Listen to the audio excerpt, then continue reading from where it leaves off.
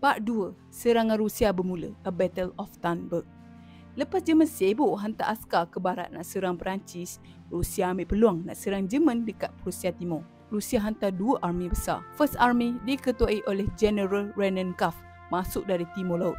Second Army diketuai oleh General Samsonov, masuk dari arah selatan. Plan Rusia ni senang, kepung askar Jerman dari 2 arah. Kasih Prussia Timur ni jatuh. Kalau jadi, memang bahaya besar untuk Jerman. Masalahnya, Rusia ni ada satu kelemahan besar.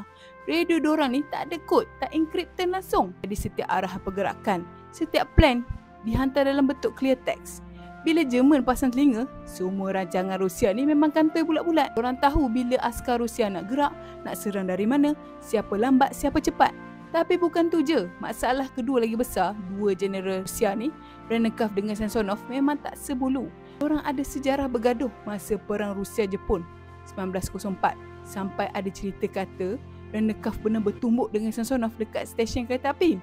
Jadi bila perang ni meletus, hubungan diorang ni memang hancur. Masa tu, askar Jerman yang tinggal dekat timur cuma 8 army sahaja. Jumlah jauh lebih sikit daripada gabungan 2 army Rusia. Komander Jerman, General von Prittwitz, mula-mula dia panik gila sampai siap cadang nak tarik balik semua askar dia keluar dari Prussia Timur dan nak berundur. Kalau jadi macam tu, habislah tanah Jerman kena serah free je dekat Rusia.